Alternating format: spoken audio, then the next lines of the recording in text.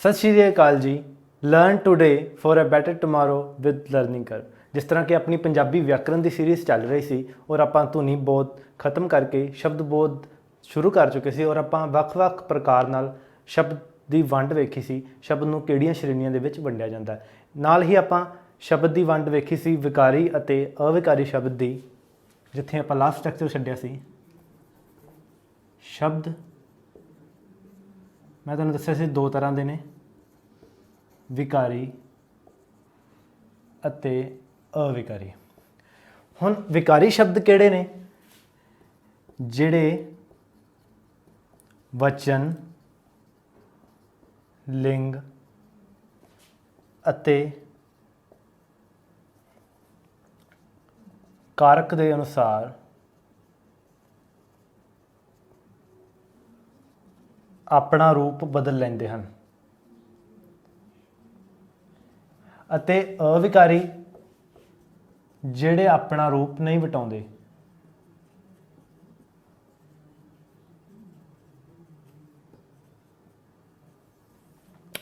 विकारी की आपां एक उदाहरण देखांगे। जिस तरह बच्चा, अगर वचन के तौर पर इन्हें रूप वटाना होवे, बच्चा तो बन जाएगा बच्चे। अगर लिंग के तौर पर रूप वटाना होवे, बच्चा तो बन जाएगा बच्ची, बच्ची तो बन सकता है बच्चियाँ। जिस तरह है तो सन बन जाएगा, है तो हन बन जाएगा। पर अविकारी शब्द जिस तरह इसलिए, तेज, ये अपना रूप नहीं वटाउंदे। जिस तरह तेज शब्द है, आपां अगर इनू पुलिंग के तौर पर देखिए, वो लड़का बहुत तेज दौड़ता है। और अगर आप स्त्रीलिंग के तौर पर देखिए तो फिर भी आप तेज ही वरतांगे, वो लड़की बहुत तेज दौड़ती है। ये तुसीं नोट कर सकते हो।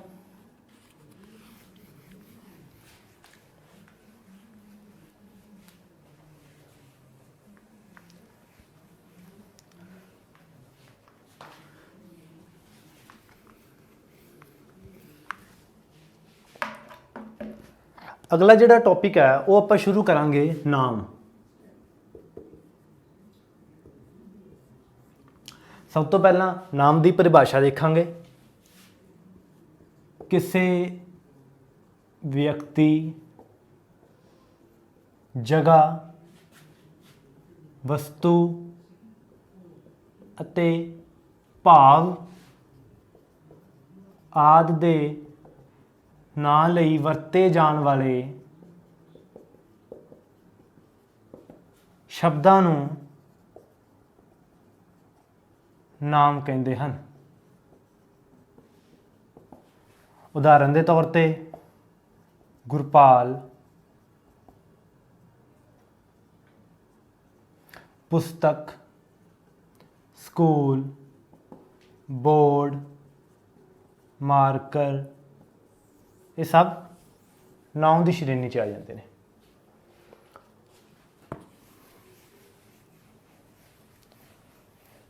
हुण आपां देखते हैं नाम दीयां किस्मां।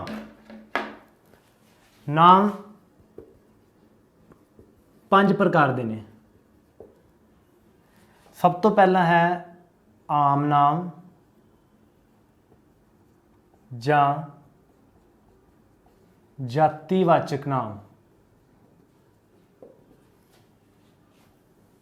पहले दी आपां परिभाषा देखांगे। जिहड़े शब्द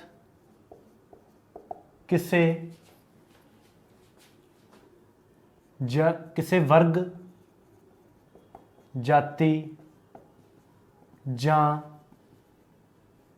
समुदाय लई इकट्ठे तौर पर वरते जाण।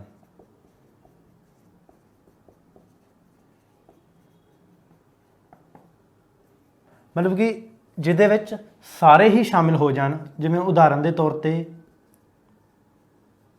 मुंडा, जिन्ने भी बॉयज़ ने सारे ही दे विच इनकलूड हो जाते हैं। जिस तरह आप कह दें देश, शहर, पुस्तक, इस तरह के। पुस्तक चाहे तुसीं इहदे च ना लिखो, मुंडा देश शहर।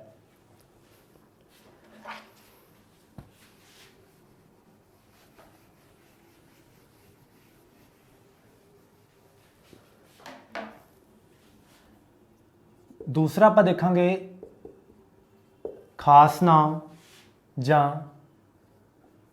ਨਿੱਜਵਾਚਕ ਨਾਮ। ਜਿਹੜੇ ਸ਼ਬਦ ਕਿਸੇ ਖਾਸ ਵਿਅਕਤੀ, ਜਗ੍ਹਾ ਆਦਿ ਲਈ ਵਰਤੇ ਜਾਣ, ਉਹਨਾਂ ਨੂੰ ਖਾਸ ਨਾਮ ਕਹਿੰਦੇ ਹਨ। ਜਿਵੇਂ ਸਾਜਨ,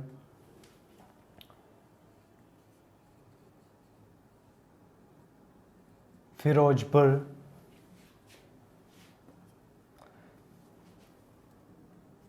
ਸੁਰਜੀਤ ਸਿੰਘ आदि। ਜਿਹੜੇ ਵੀ ਨਾਮ ਕਿਸੇ ਖਾਸ ਵਿਅਕਤੀ ਲਈ ਵਰਤੇ ਜਾਣ, ਸਪੈਸ਼ਲੀ ਉਸੇ ਵਿਅਕਤੀ ਲਈ ਜਿੰਦੇ ਬਾਰੇ ਆਪਾਂ ਗੱਲ ਕਰ ਰਹੇ ਹਾਂ, ਨਾ ਕਿ ਪੂਰੀ ਕਮਿਊਨਿਟੀ ਦੇ ਲਈ, ਪੂਰੇ ਸਮੁਦਾਇ ਦੇ ਲਈ।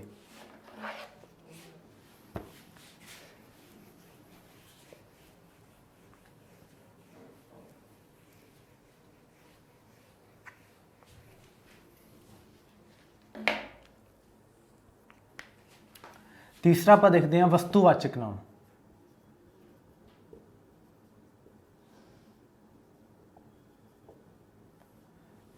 ਜਿਹੜੇ ਨਾਮ ਗਿਣੀਆਂ ਜਾਂ ਮਿਣੀਆਂ ਜਾਂ ਆਪਾਂ ਤੋਲੀਆਂ ਵੀ ਕਹਿ ਸਕਦੇ ਹਾਂ, ਜਾਣ ਵਾਲੀਆਂ ਵਸਤਾਂ ਲਈ ਵਰਤੇ ਜਾਣ।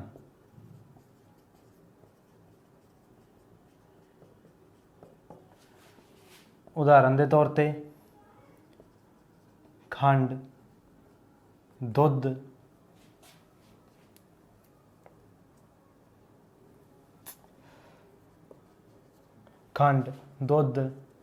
ਪੈਨ, बोर्ड आदि।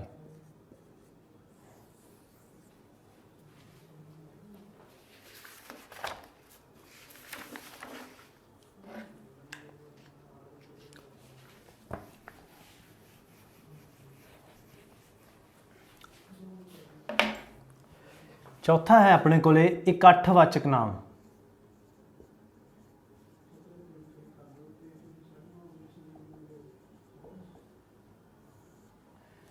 ਜਿਹੜੇ ਨਾਮ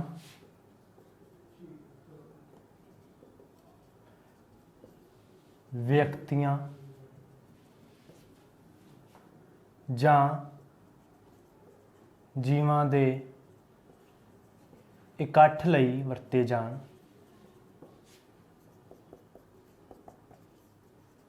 ਉਹਨਾਂ ਨੂੰ ਇਕੱਠਵਾਚਕ ਨਾਮ ਕਹਿੰਦੇ ਆ।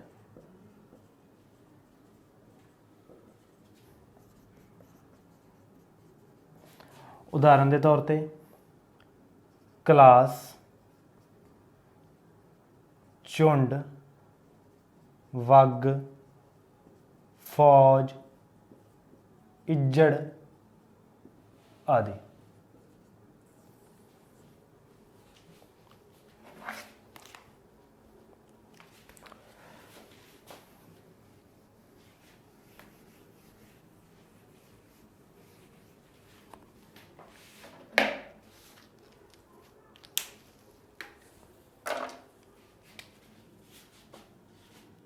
पंजवां आपां देखांगे भाववाचक नाम।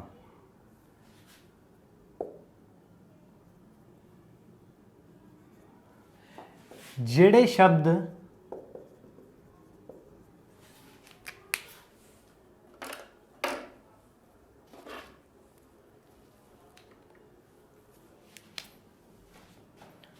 भावनावां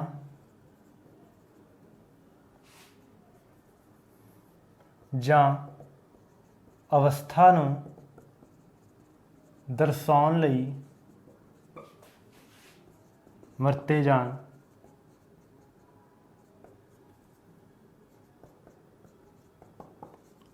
ਉਹਨਾਂ ਨੂੰ ਭਾਵਵਾਚਕ ਨਾਮ ਕਹਿੰਦੇ ਹਨ।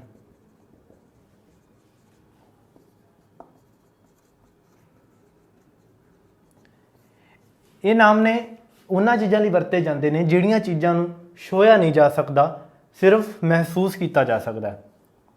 ਉਦਾਹਰਨ ਦੇ ਤੌਰ ਤੇ ਗੁੱਸਾ, ਹਰਖ, ਪਿਆਰ, ਸੁੰਦਰਤਾ ਆਦਿ।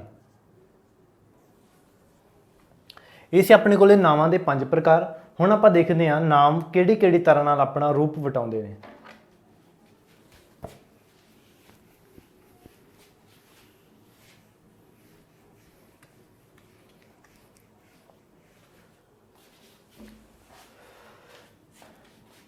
ਨਾਮ ਆਪਣਾ ਰੂਪ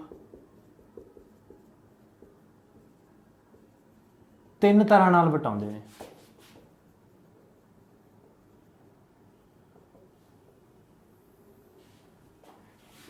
ਪਹਿਲਾ ਹੈ ਵਚਨ, ਦੂਸਰਾ ਹੈ ਲਿੰਗ ਅਤੇ ਤੀਸਰਾ ਹੈ ਕਾਰਕ। ਵਚਨ ਕੀ ਹੁੰਦਾ ਹੈ?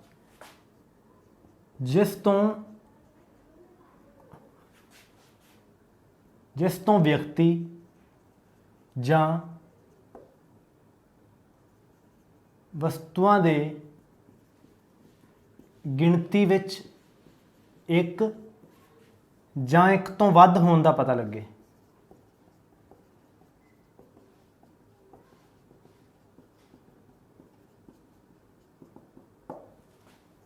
ਜਿਸ ਤਰ੍ਹਾਂ ਉਦਾਹਰਨ ਲਈ ਬੱਚਾ, ਬੱਚੇ,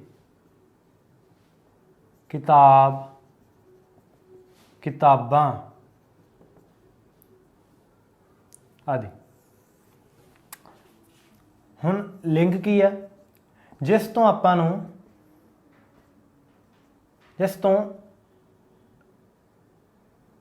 ਪੁਰਸ਼ ਅਤੇ ਇਸਤਰੀ ਦੇ ਭੇਦ ਦਾ ਪਤਾ ਲੱਗੇ। ਭੇਦ ਯਾਨੀ ਕਿ ਫਰਕ ਦਾ ਪਤਾ ਲੱਗੇ। ਜਿਵੇਂ ਉਦਾਹਰਨ ਲਈ ਮਾਮਾ, ਮਾਮੀ, ਪਿਤਾ, ਮਾਤਾ, ਗੱਭਰੂ, ਮੁਟਿਆਰ, ਮਰਦ, ਤੀਵੀਂ ਆਦਿ।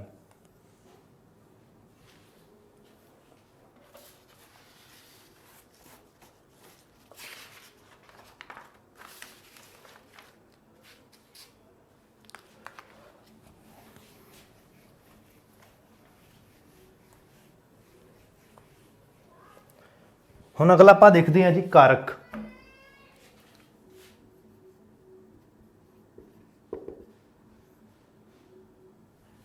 ਦੇਖੋ, ਵਾਕ ਵਿੱਚ ਨਾਮ ਜਾਂ ਪੜਨਾਮ ਦਾ ਵਾਕ ਦੇ ਦੂਜੇ ਹਿੱਸਿਆਂ ਜਾਂ ਸ਼ਬਦਾਂ ਨਾਲ ਜੋ ਸੰਬੰਧ ਹੁੰਦਾ ਹੈ ਉਸ ਨੂੰ ਕਾਰਕ ਕਹਿੰਦੇ ਹਨ।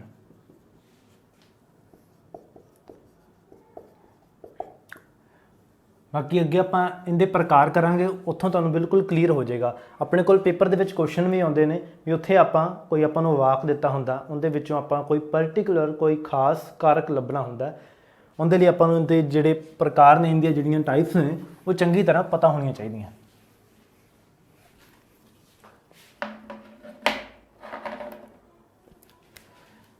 ਕਾਰਕ ਆਪਣੇ ਕੋਲੇ 8 ਪ੍ਰਕਾਰ ਦੇ ਨੇ। ਪਹਿਲਾ ਹੈ ਕਰਤਾ ਕਾਰਕ।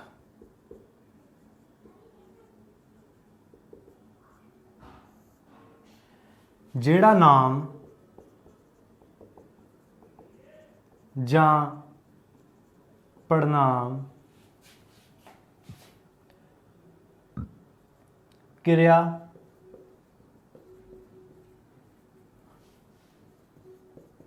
ਕਰ ਰਿਹਾ ਹੁੰਦਾ ਹੈ, ਉਸ ਨੂੰ ਕਰਤਾ ਕਾਰਕ ਦਾ ਚਿੰਨ੍ਹ ਮੰਨਿਆ ਜਾਂਦਾ ਹੈ।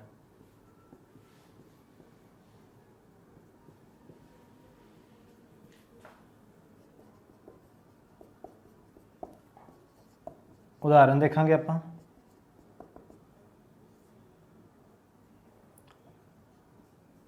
ਬੱਚੇ ਪੜ੍ਹ ਰਹੇ ਹਨ।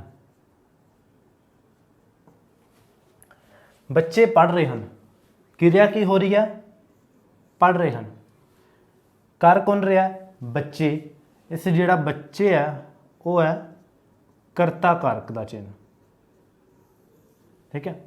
ਇੱਕ ਹੋਰ ਉਦਾਹਰਨ ਦੇਖਾਂਗੇ। ਕਿਸਾਨ ਹਲ ਵਾਹ ਰਿਹਾ ਹੈ। ਹੁਣ ਕਿਸਾਨ ਕਿਰਿਆ ਕਰ ਰਿਹਾ, ਕਿਰਿਆ ਕੀ ਕਰ ਰਿਹਾ?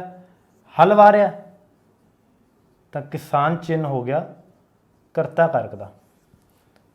ਆਪਾਂ ਪਤਾ ਕਿੱਦਾਂ ਕਰਨਾ ਕਰਤਾ ਕਾਰਕ ਕਿਹੜਾ? ਉਹਦੇ ਲਈ ਆਪਾਂ ਜਿਹੜਾ ਵੀ ਵਾਕ ਦਿੱਤਾ ਹੈ ਉਹਦੇ ਤੋਂ ਇੱਕ ਸਵਾਲ ਕਰ ਸਕਦੇ ਹਾਂ। ਕੌਣ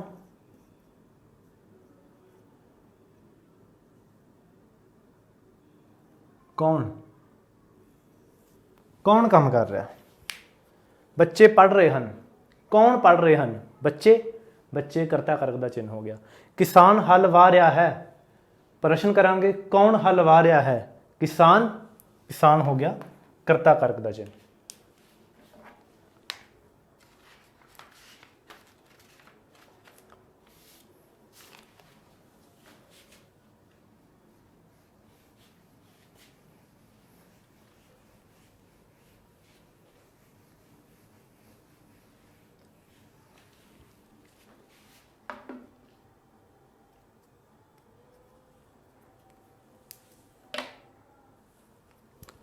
ਹੁਣ ਦੇਖੋ ਦੂਸਰਾ ਆਪਾਂ ਦੇਖਾਂਗੇ ਕਰਮ ਕਾਰਕ।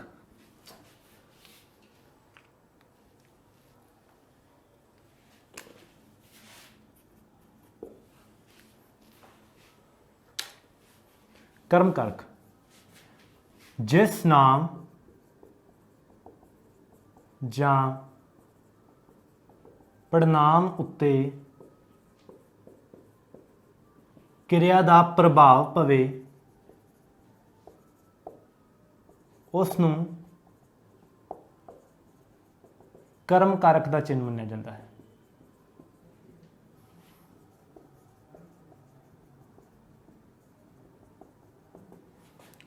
ਉਦਾਹਰਨ ਦੇ ਤੌਰ ਤੇ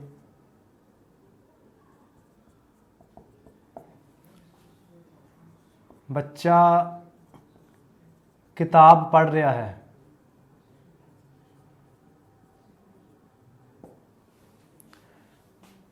ਬੱਚਾ ਕਿਤਾਬ ਪੜ੍ਹ ਰਿਹਾ ਹੈ, ਕਿਰਿਆ ਪੜ੍ਹ ਰਿਹਾ ਹੈ। ਕੀ ਪੜ੍ਹ ਰਿਹਾ ਹੈ? ਕਿਤਾਬ।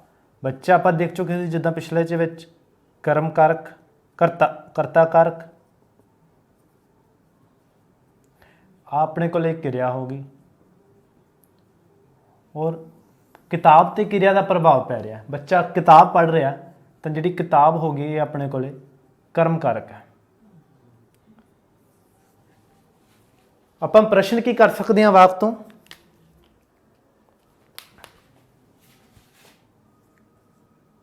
ਕਿਸ ਨੂੰ ਜਾਂ ਕੀ। ਇੱਕ ਉਦਾਹਰਨ ਹੋਰ ਦੇਖਾਂਗੇ। ਮਾਲੀ ਫੁੱਲਾਂ ਨੂੰ ਪਾਣੀ ਦੇ ਰਿਹਾ ਹੈ।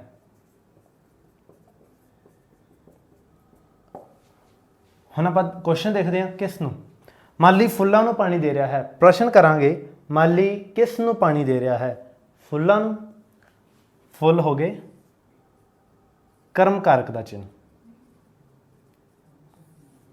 ਬੱਚਾ ਕਿਤਾਬ ਪੜ੍ਹ ਰਿਹਾ ਹੈ। ਪ੍ਰਸ਼ਨ ਕਰਾਂਗੇ ਬੱਚਾ ਕੀ ਪੜ੍ਹ ਰਿਹਾ ਹੈ? ਕਿਤਾਬ। ਕਿਤਾਬ ਹੋ ਗਈ ਕਰਮ ਕਾਰਕ ਦਾ ਚਿੰਨ੍ਹ।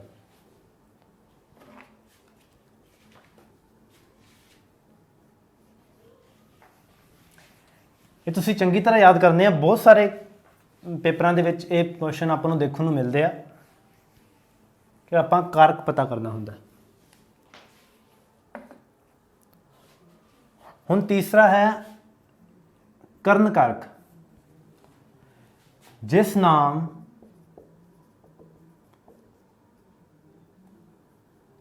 नाम ਜਾਂ ਪੜਨਾਮ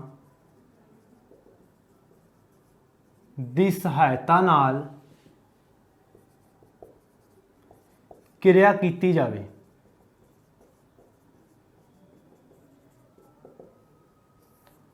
ਉਸ ਨੂੰ ਕਰਨ ਕਾਰਕ ਦਾ ਚਿੰਨ੍ਹ ਮੰਨਿਆ ਜਾਂਦਾ ਹੈ। ਜਿਸ ਨਾਮ ਜਾਂ ਪੜਨਾਮ ਦੀ ਸਹਾਇਤਾ ਨਾਲ ਕਿਰਿਆ ਕੀਤੀ ਜਾਵੇ। ਉਦਾਹਰਨ ਦੇ ਤੌਰ ਤੇ ਦੇਖਾਂਗੇ,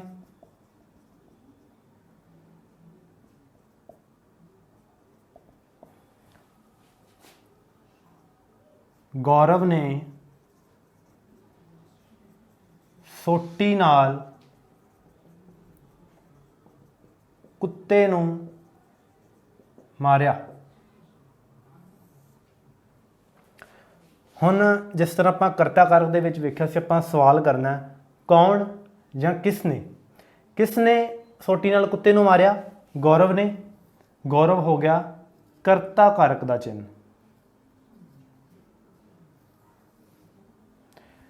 ਕਰਮ ਕਾਰਕ ਦੇ ਵਿੱਚ ਆਪਾਂ ਦੇਖਿਆ ਸੀ ਜਿਹੜੀ ਕਿਰਿਆ, ਜਿਹੜੇ ਨਾਮ ਜਾਂ ਪੜਨਾਮ ਦੇ ਉੱਤੇ ਕਿਰਿਆ ਦਾ ਪ੍ਰਭਾਵ ਪਵੇ ਉਹਨੂੰ ਆਪਾਂ ਕਰਮ ਕਾਰਕ ਦਾ ਚਿੰਨ੍ਹ ਮੰਨਦੇ ਹਾਂ।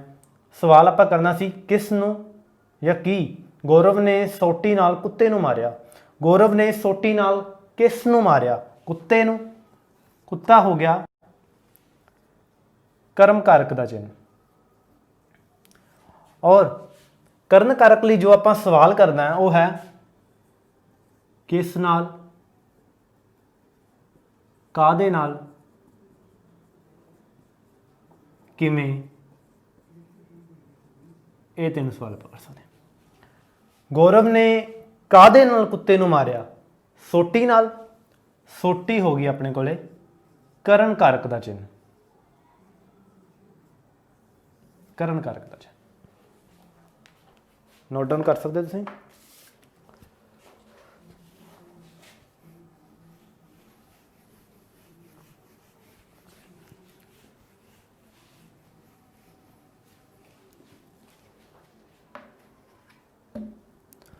ਹੁਣ ਅਗਲਾ ਆਪਾਂ ਦੇਖਾਂਗੇ ਸੰਪਰਦਾਨ ਕਾਰਕ।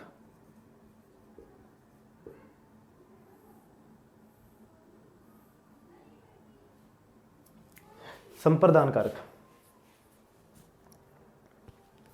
ਸੰਪਰਦਾਨ ਦਾ ਮਤਲਬ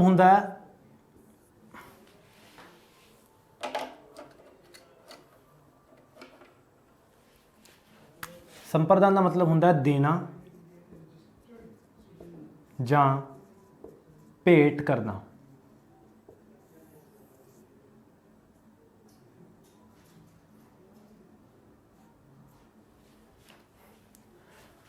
ਵਾਕ ਵਿੱਚ ਜਿਸ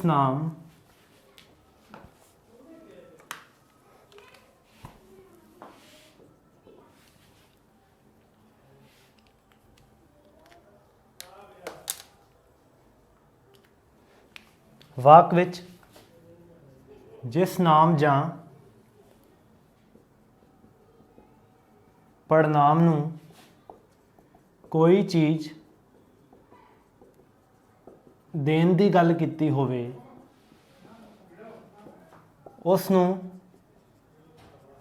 ਸੰਪਰਦਾਨ ਕਾਰਕ ਦਾ ਚਿੰਨ੍ਹ ਮੰਨਿਆ ਜਾਂਦਾ ਹੈ।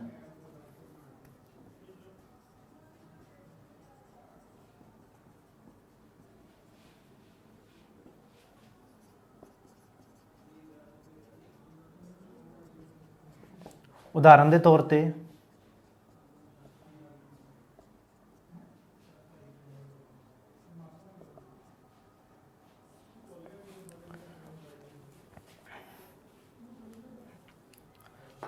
ਸਾਜਨ ਮੇਰੇ ਲਈ ਕਿਤਾਬ ਲੈ ਕੇ ਆਇਆ।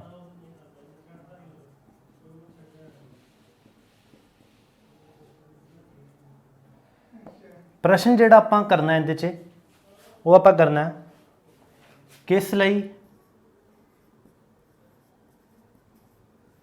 ਜਾਂ ਕਿਸ ਖਾਤਰ। ਦੇਖੋ ਸਾਜਨ ਮੇਰੇ ਲਈ ਕਿਤਾਬ ਲੈ ਕੇ ਆਇਆ। ਸਾਜਨ ਕਿਸ ਲਈ ਕਿਤਾਬ ਲੈ ਕੇ ਆਇਆ? ਮੇਰੇ ਲਈ। ਇਸ ਵਾਕ ਦੇ ਵਿੱਚ ਮੇਰੇ ਆ ਜਿਹੜਾ ਇਹ ਸੰਪਰਦਾਨ ਕਾਰਕ ਦਾ ਚਿੰਨ੍ਹ ਹੈ।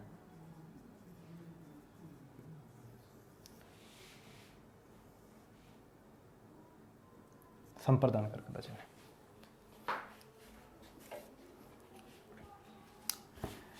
ਅਗਲਾ ਆਪਾਂ ਦੇਖਾਂਗੇ ਅਪਾਦਾਨ ਕਾਰਕ।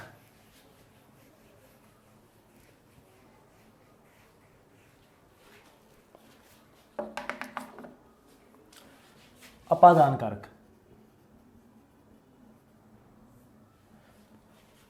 ਅਪਾਦਾਨ ਦਾ ਮਤਲਬ ਹੁੰਦਾ ਹੈ ਦੂਰ ਕਰਨਾ। ਵਾਕ ਵਿੱਚ ਜਿਸ ਨਾਮ ਜਾਂ ਪੜਨਾਮ ਤੋਂ ਕੋਈ ਚੀਜ਼ ਦੂਰ ਕੀਤੀ ਜਾਵੇ ਉਸ ਨੂੰ ਅਪਾਦਾਨ ਕਾਰਕ ਦਾ ਚਿੰਨ੍ਹ ਮੰਨਿਆ ਜਾਂਦਾ ਹੈ।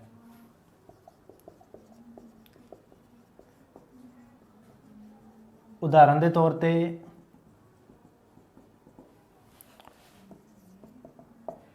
ਗੱਡੀ ਅੰਮ੍ਰਿਤਸਰੋਂ ਫਿਰੋਜ਼ਪੁਰ ਵੱਲ ਤੁਰ ਪਈ।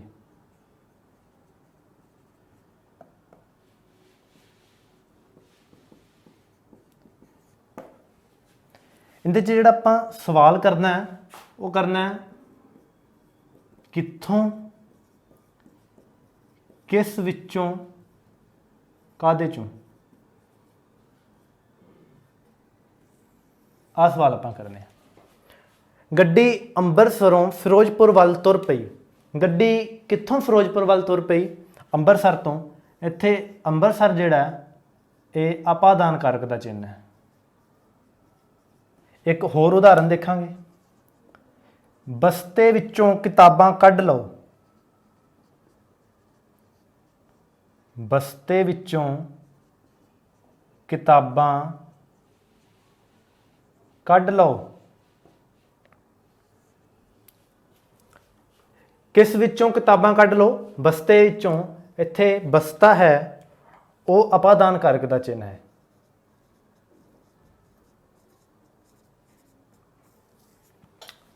ਅਪਾਦਾਨ ਕਾਰਕ ਔਰ ਸੰਪਰਦਾਨ ਕਾਰਕ ਇੱਥੋਂ ਪੇਪਰ ਦੇ ਵਿੱਚ ਬਹੁਤ ਕੁਐਸਚਨ ਆਉਂਦੇ ਆ।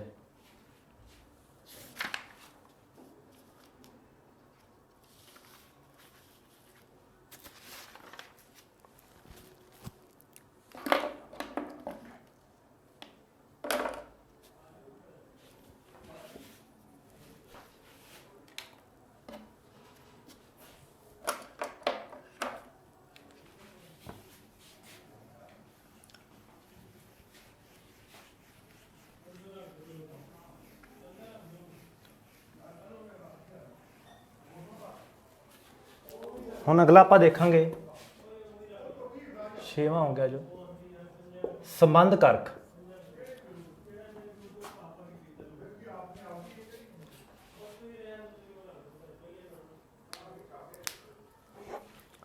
ਵਾਕ ਵਿੱਚ ਜਿਸ ਨਾਮ ਜਾਂ ਪੜਨਾਮ ਦਾ ਦੂਜੇ ਨਾਮ ਜਾਂ ਪੜਨਾਮ ਨਾਲ ਮਾਲਕੀ ਵਾਲਾ ਸੰਬੰਧ ਹੋਵੇ। ਮਾਲਕੀ ਮਤਲਬ ਕਿ ਅਥਾਰਟੀ।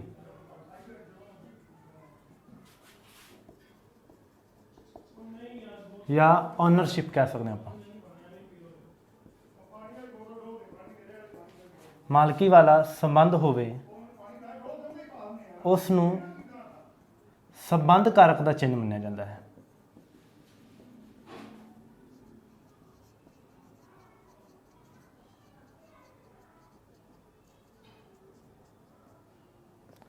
ਇੱਥੇ ਆਪਾਂ ਨੂੰ ਜਿਹੜੀ ਚੀਜ਼ ਯਾਦ ਰੱਖਣੀ ਹੈ ਉਹ ਰੱਖਣੀ ਹੈ ਜਿਹੜਾ ਮਾਲਕ ਹੋਏਗਾ ਕਿਸੇ ਵੀ ਨਾਮ, ਦੂਸਰੇ ਨਾਮ ਜਾਂ ਪੜਨਾਮ ਨਾਲ ਜਿਹੜਾ ਮਾਲਕ ਦਾ ਰੂਪ ਹੋਏਗਾ ਉਸ ਨੂੰ ਸੰਬੰਧ ਕਾਰਕ ਦਾ ਚਿੰਨ੍ਹ ਮੰਨਾਂਗੇ ਆਪਾਂ। ਉਦਾਹਰਨ ਦੇਖਾਂਗੇ। ਕਮਰੇ ਦੀਆਂ ਖਿੜਕੀਆਂ ਬੰਦ ਕਰ ਦਿਓ। ਬੰਦ ਕਰ ਦਿਓ। ਹੁਣ ਇੱਥੇ ਪ੍ਰਸ਼ਨ ਆਪਾਂ ਕੀ ਕਰਨਾ ਹੈ? ਕਿਸ ਦੇ, ਕਿਸ ਦੀਆਂ ਜਾਂ ਕਿਸ ਦਾ। ਵਾਕ ਹੈ ਆਪਣੇ ਕੋਲੇ ਕਮਰੇ ਦੀਆਂ ਖਿੜਕੀਆਂ ਬੰਦ ਕਰ ਦਿਓ। ਪ੍ਰਸ਼ਨ ਆਪਾਂ ਵਾਕ ਤੋਂ ਕਰਾਂਗੇ, ਕਿਸ ਦੀਆਂ ਖਿੜਕੀਆਂ ਬੰਦ ਕਰ ਦਿਓ? ਕਮਰੇ ਦੀਆਂ। ਤੇ ਕਮਰਾ ਆਪਣੇ ਕੋਲ ਇੱਥੇ ਹੋ ਗਿਆ ਸੰਬੰਧ ਕਾਰਕ ਦਾ ਚਿੰਨ੍ਹ।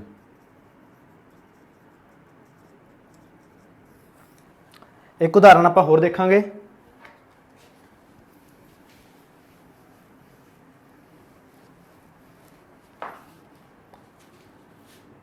ਪੰਜਵੀਂ ਜਮਾਤ ਦੇ ਵਿਦਿਆਰਥੀ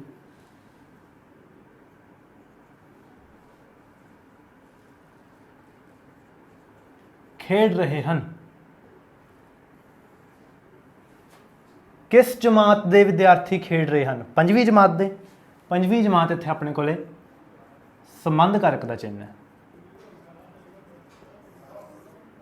ਬਸ ਤੁਸੀਂ ਅਗਰ ਜੋ ਵੀ ਕਾਰਕ ਹੈ, ਅਗਰ ਤੁਹਾਨੂੰ ਉਹਦੀ ਪਰਿਭਾਸ਼ਾ ਚੰਗੀ ਤਰ੍ਹਾਂ ਯਾਦ ਹੈ ਔਰ ਤੁਹਾਨੂੰ ਇਹ ਚੀਜ਼ ਪਤਾ ਹੈ ਆਪਾਂ ਵਾਕ ਤੋਂ ਕੀ ਪ੍ਰਸ਼ਨ ਕਰਨਾ ਹੈ, ਤਾਂ ਤੁਸੀਂ ਕਿਸੇ ਵੀ ਵਾਕ ਦੇ ਵਿੱਚੋਂ ਕੋਈ ਵੀ ਕਾਰਕ ਬੜੀ ਆਸਾਨੀ ਨਾਲ ਲੱਭ ਸਕਦੇ ਹੋ।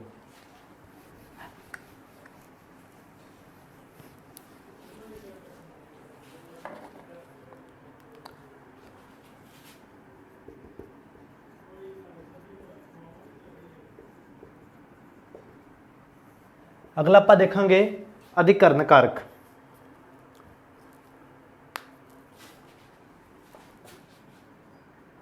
ਵਾਕ ਵਿੱਚ ਜਿਸ ਨਾਮ ਜਾਂ ਪੜਨਾਮ ਦੇ ਉੱਪਰ ਜਾਂ ਵਿੱਚ ਕੋਈ ਵਸਤੂ ਰੱਖੀ ਹੋਈ ਪ੍ਰਗਟਾਈ ਜਾਵੇ, ਉਸ ਨੂੰ ਅਧਿਕਰਨ ਕਾਰਕ ਦਾ ਚਿੰਨ੍ਹ ਮੰਨਿਆ ਜਾਂਦਾ ਹੈ।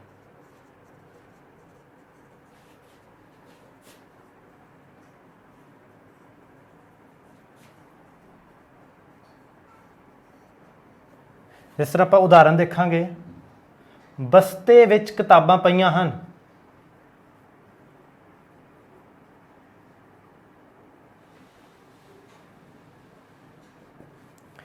ਪ੍ਰਸ਼ਨ ਆਪਾਂ ਕੀ ਕਰਨਾ ਹੈ ਵਾਕ ਤੋਂ? ਕਿਸ ਵਿੱਚ, ਕਿਸ ਉੱਪਰ ਜਾਂ ਕਿਸ ਤੇ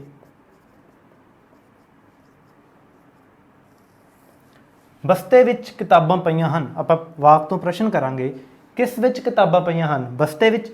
ਬਸਤਾ ਆਪਣੇ ਕੋਲੇ ਅਧਿਕਰਨ ਕਾਰਕ ਦਾ ਚਿੰਨ੍ਹ ਹੈ।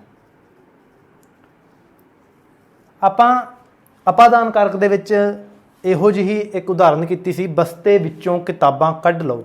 ਉੱਥੇ ਬਸਤਾ ਅਪਾਦਾਨ ਕਾਰਕ ਦਾ ਚਿੰਨ੍ਹ ਸੀ, ਕਿਉਂਕਿ ਉਸ ਵਾਕ ਦੇ ਵਿੱਚ ਬਸਤੇ ਵਿੱਚੋਂ ਕਿਤਾਬਾਂ ਕੱਢਣ ਨੂੰ ਪ੍ਰਗਟਾਇਆ ਜਾ ਰਿਹਾ ਸੀ। ਪਰ ਇੱਥੇ ਬਸਤੇ ਵਿੱਚ ਕਿਤਾਬਾਂ ਪਈਆਂ ਹਨ, ਬਸਤੇ ਦਾ ਕਿਤਾਬਾਂ ਉੱਤੇ ਅਧਿਕਾਰ ਵਾਲਾ ਹੈ, ਮਤਲਬ ਕਿ ਉਹਦੇ ਉੱਤੇ ਕੋਈ ਚੀਜ਼ ਪਈ ਹੈ, ਪਰ ਇਹ ਸੰਬੰਧ ਕਾਰਕ ਨਾਲੋਂ ਵੱਖਰਾ ਹੈ। ਸੰਬੰਧ ਕਾਰਕ ਦੇ ਵਿੱਚ ਉਹਦੇ 'ਚ ਅਧਿਕਾਰ ਹੁੰਦਾ, ਪਰ ਇਹਦੇ ਵਿੱਚ ਉਸ ਦੇ ਅੰਦਰ ਜਾਂ ਉਸ ਦੇ ਉੱਪਰ ਕੋਈ ਚੀਜ਼ ਪਈ ਹੁੰਦੀ ਹੈ। ਜਿਸ ਤਰ੍ਹਾਂ ਆਪਾਂ ਕਹਿ ਸਕਦੇ ਹਾਂ ਅਲਮਾਰੀ ਦੇ ਉੱਪਰ ਬੈਗ ਪਿਆ ਹੈ। ਉੱਥੇ ਅਲਮਾਰੀ ਹੈ ਜਿਹੜਾ ਉਹ ਅਧਿਕਰਨ ਕਾਰਕ ਦਾ ਚਿੰਨ੍ਹ ਹੈ, ਕਿਉਂਕਿ ਉਸ ਦੇ ਉੱਤੇ ਬੈਗ ਪਿਆ ਹੈ।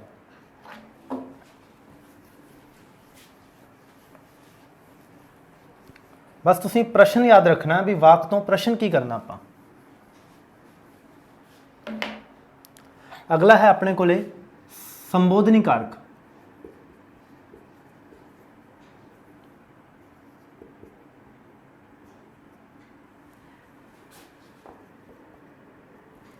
ਵਾਕ ਵਿੱਚ ਜਿਹੜੇ ਨਾਮ ਜਾਂ ਪੜਨਾਮ ਨੂੰ ਸੰਬੋਧਨ ਕੀਤਾ ਜਾਵੇ, ਉਸ ਨੂੰ ਸੰਬੋਧਨੀ ਕਾਰਕ ਦਾ ਚਿੰਨ੍ਹ ਮੰਨਿਆ ਜਾਂਦਾ ਹੈ।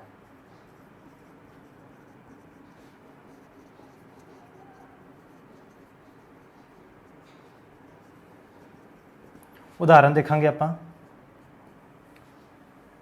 ਵੇ ਭਾਈ ਕਿੱਥੇ ਰਹਿ ਗਿਆ ਸੈਂ?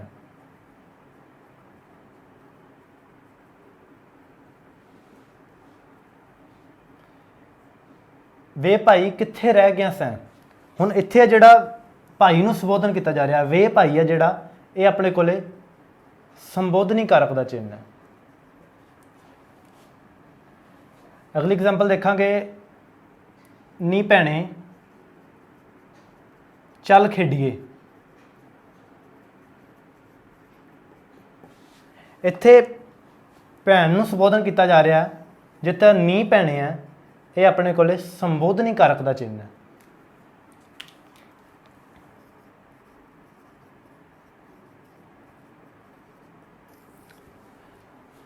ਇਸੇ ਦੇ ਨਾਲ ਹੀ ਆਪਣੇ ਕੋਲੇ ਕਾਰਕ ਨੇ ਜਿਹੜੇ ਉਹ ਕੰਪਲੀਟ ਹੋ ਜਾਂਦੇ ਨੇ। ਅਗਲੇ ਲੈਕਚਰ ਦੇ ਵਿੱਚ ਆਪਾਂ ਪੜਨਾਮ ਅਤੇ ਵਿਸ਼ੇਸ਼ਣ ਬਾਰੇ ਪੜਾਂਗੇ ਅਤੇ ਨਾਲ ਹੀ ਆਪਾਂ ਜੋ ਵੀ ਆਪਣਾ ਹੁਣ ਤੱਕ ਹੋ ਚੁੱਕਿਆ ਕੋਸ਼ਿਸ਼ ਕਰਾਂਗੇ ਅਗਲੇ ਲੈਕਚਰ ਦੇ ਵਿੱਚ ਜੋ ਵੀ ਇੱਥੋਂ ਕੁਐਸਚਨ, ਜੋ ਵੀ ਪ੍ਰਸ਼ਨ ਪੇਪਰ ਦੇ ਵਿੱਚ ਪੁੱਛੇ ਜਾ ਸਕਦੇ ਆ, ਮੈਕਸਿਮਮ ਟੂ ਮੈਕਸਿਮਮ ਕੁਐਸਚਨ ਮੈਂ ਤੁਹਾਡੇ ਲਈ ਲੈ ਕੇ ਆਵਾਂ। Thank you.